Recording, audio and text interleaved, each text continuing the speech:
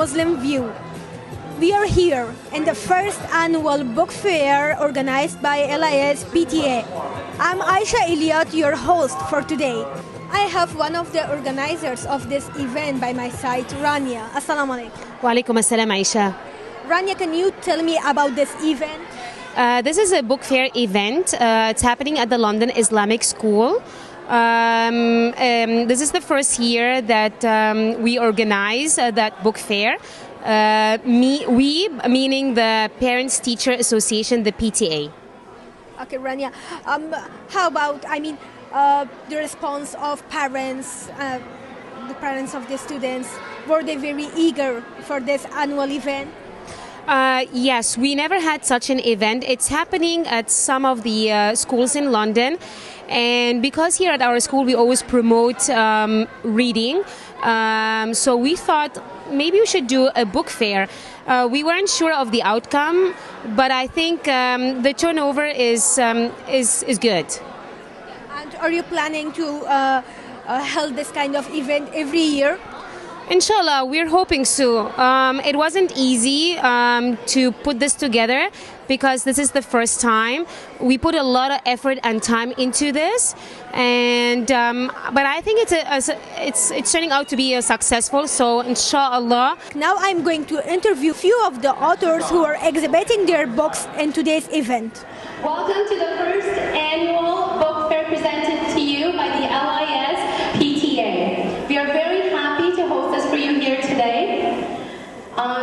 This would not have been possible with all of the PTA members and their dedicated work, so please acknowledge all of our volunteers that have come together here today. As well as, we want to let you know the book fair is not just here for entertainment purposes. The initiative behind this was to raise proceeds which will go directly back to our LIS school, inshallah. So all the vendors here today that you see, as well as our great guest authors, their proceeds will be coming back to LIS as parts of donation, inshallah. I have with myself Dawud Wharnsby.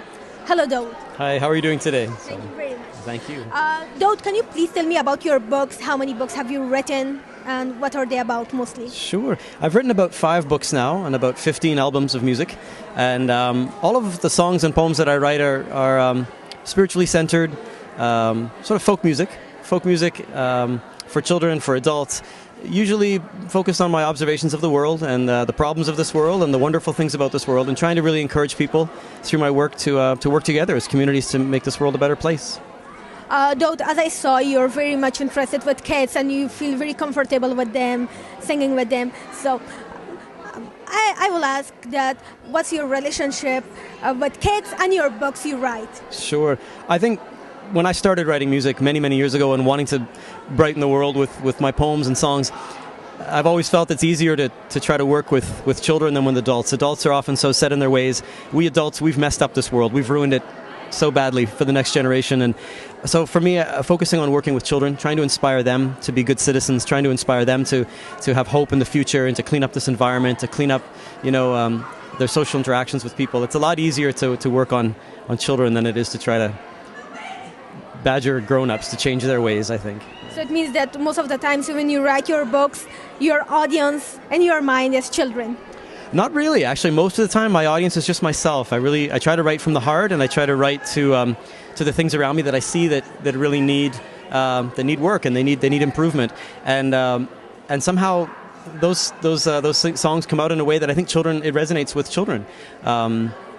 It's not so much that the songs are children's songs, but they kind of follow in that tradition of old folk music, which is really simple music for simple people.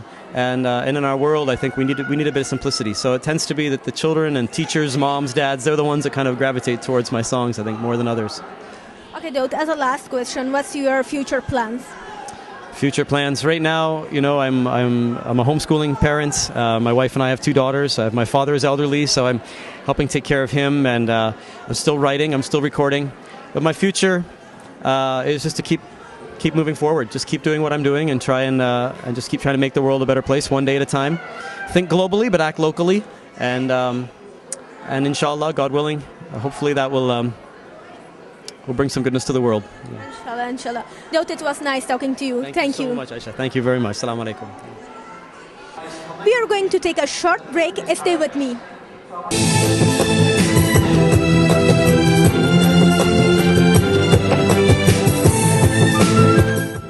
Welcome back to the Muslim View. We are continuing our interview with the authors.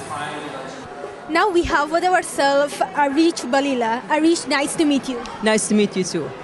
Arish, I just wanted to ask you about your books. You write stories for children, right? Yes. Can you give me information about that? How long have you been writing this book? So I wrote this book 6 years ago with the Ministry of Education and Media in Saudi Arabia. So they have this idea to teach the kids their right. So I entered the competition, and my idea is to teach the kids their right with a very simple way, with a story, so the children will love the story and will grab their all attention for the kids. So I write that 10 story, each one of the story talking about different right for the children, such as the right for love, for having the health care, having education, spending their time with something benefit the kids. And also this work have supported from UNICEF, and also it's converted to a cartoon. So and it's published in 14 channel in Arab world, and so there is more than 10,000 copies already published in Saudi Arabia. And Arish, I see cartoon cartoon movie right beside you. Can you tell me about this cartoon? Do you work on it, or is there any other person working on this cartoon? So actually the cartoon made by the published agent. So I wrote the stories, and there is 4 artists who work with me, and then we give the published company the idea, and they convert it to a cartoon. And as I told you, it's already published in 14 Arabic channel. Okay. It was nice talking to you, Arish. Thank you so much. It's nice to talk to you too. Thank you. Now I have the Mind Platter author with me, Najwa Zebian. Assalamu alaikum. Wa alaikum salam. Najwa, what's your book about? My book is a compilation of reflections on life and everything that is contained within it, from values, from feelings of belonging or disconnection or hurt or betrayal, or feeling a sense of community or not feeling a sense of community. So it's all based on feelings that all of us go through, and I express it in a way where I explain to the reader that I do understand the feeling that you're going through, and these are the steps that I took to get out of it. So the steps aren't really like a 1, 2, 3 step thing. They're more of a thought process that I go through and I portray through my writing to get you to a positive message at the end, that no matter what you've been through, someone else out there has gone through the same thing and got out of it. Yes. Najwa, what influenced you to write this kind of a book? So this book did not start with the intention of being a book. I started as a blogger, so I would post certain reflections that I had, and I started getting such amazing positive feedback from everyone around me saying, you really need to publish this and people need to read it, because it really helps me as a reader to get out of certain thoughts that I have and to kind of express myself through your words. So when I started going into schools as a teacher and reading those reflections to my students and seeing the impact it had on them, I thought, you know what, I do want this book to be out. I'm going to compile everything, and I want it to be published for the love of reading. So that's what influenced me to write the book. And are you still continuing to write this kind of things in your blog? Yes, I always write, probably on a daily basis. Sometimes I spend hours writing, and sometimes the product is even less than 1 page, because it takes a lot of mental energy and it takes a lot of changing things and saying them better and trial and error, and then at the end whatever I feel best expresses the way I'm feeling, that's what I go with at the end. And sometimes it's funny. Sometimes I'll be driving and I'll have an idea to come to my mind, and I will stop on the side of the road and write it down, because if I don't write it down, I might forget it. So it's part of who I am. I constantly do it. As a last question, Najwa, are you planning to write other kind of books also, like stories or some other kind? I considered for a while writing dual language books for children, so in Arabic and English.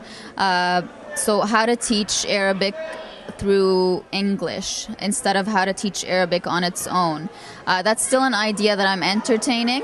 But my next step is going to be a poetry book, which will include both Arabic and English poems. And I hope that that inspires especially our youth to see the value in having that first language expressed with pride. Yes. Okay, best of luck for your future, and thanks for giving us your time. Thank you so much. Thank you for interviewing me. Okay. We will be right back after a short break. Stay with us.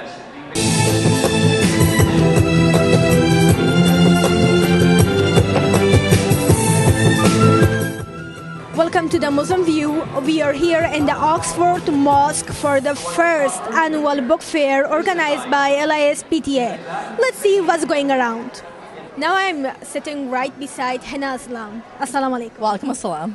Hanah, can you please tell me about your books? What do you write and who is your main audience?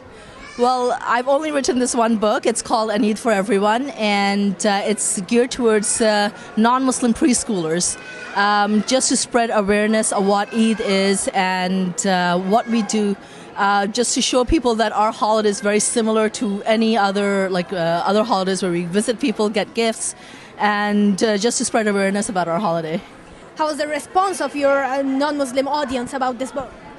Pretty good. I mean, I sell them on Amazon and on online bookstores, and it's selling quite well. I'm quite happy.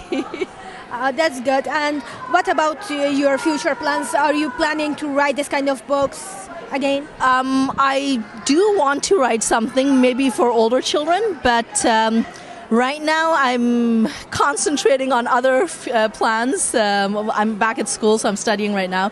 Once I'm done that, maybe I will try to write another book for maybe geared towards older children. Yeah.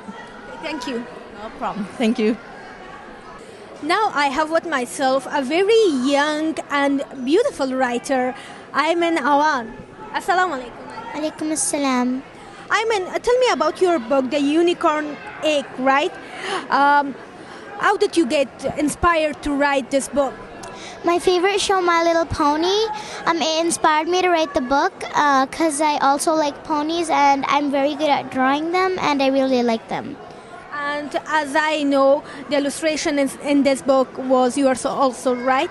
Yeah, I drew the pictures. You drew the pictures. Yes. And didn't your parents help you? No, we had to draw them by yourself.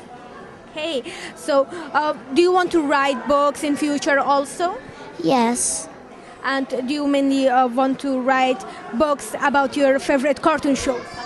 I might, but I want to write different books about fairy tale creatures because I really like fairy tale creatures. So we should wait for your another book, right? Okay. Thank you. Nice talking to you, Iman.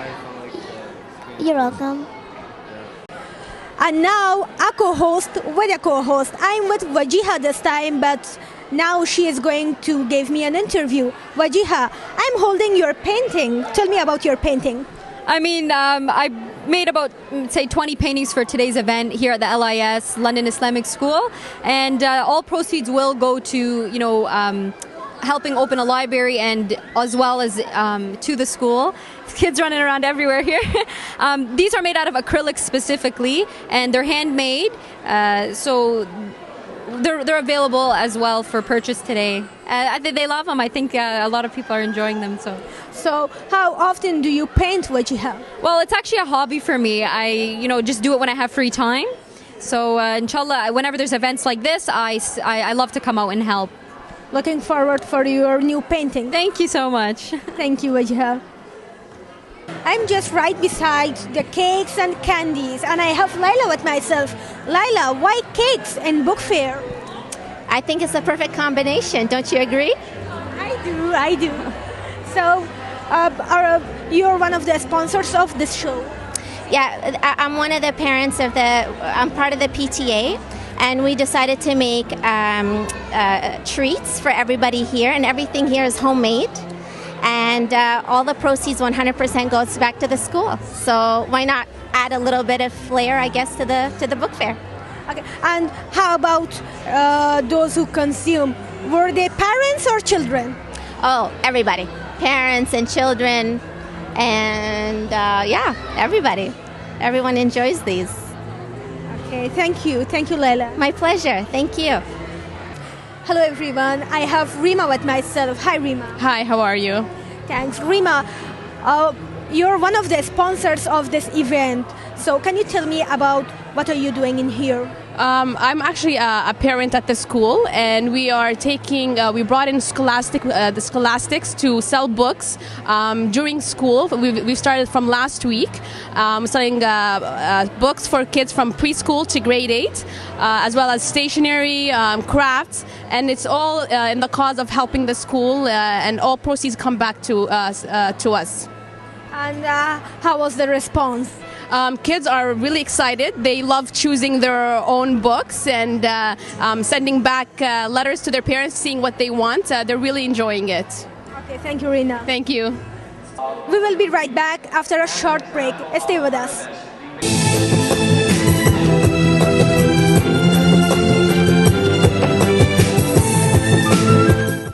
Welcome back to the show, and now let's see the performance of one of the writers. It's quite an incredible honor to be here. When I started writing poems and songs, especially for Muslim children, almost 25 years ago, or 23 years ago now, the very first place that I ever came away from my home to share some of those hymns and songs was here at the London Mosque. And so it's a great honor to be back here and to be attending this book fair where we are encouraging children to read and be creative and learn. And with that in mind, I'll share a song for you that I wrote so many years ago called Sing Children of the World.